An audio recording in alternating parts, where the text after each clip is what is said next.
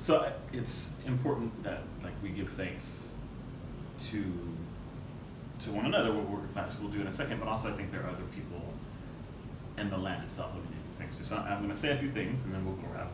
Okay. All right. So first, I'm going to say something in Nahuatl, and then I'm going to say it in Spanish, and I'm going to say it in English, just as a way to give thanks. All right. So Tlazohcāmati, titlālli, Tlazohcāmati,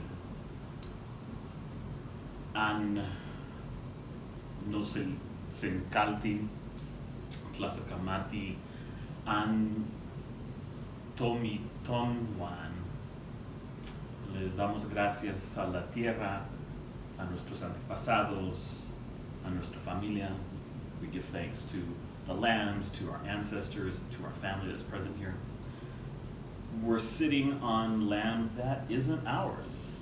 I mean, it's ours by the laws of this country, but it isn't ours, right? It's land that was stewarded for thousands of years by indigenous people, by different bands of Huahuitecan indigenous people, specifically the group known as the Tampacowai, the Tampacuas. And there's a lake not far away called Tampacuas Lake that is one of the different places that they would steward.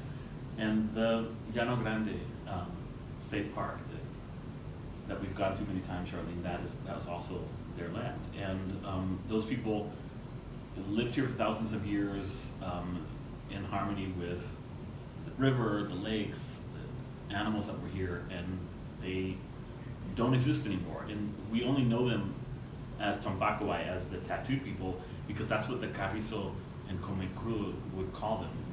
They disappeared. They were absorbed into the mestizo population that was brought up out of Mexico, or they were killed off. And the last band of them was killed during the Cortinas Wars in the mid-1800s by Texas Rangers, not far from where we are right now.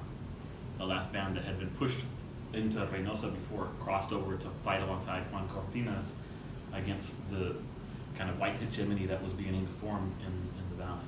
And so I think it's important that we recognize that's the land we're on, and we have to be thankful to them because they did not cede this land to Mexico or to the United States or to Texas, but it was taken from them anyway, and we live on it now. And we need to be good stewards of it and always recognize that we got it the wrong way, but now that it's in our hands, it's important that we recognize that and be as good to the land as we can.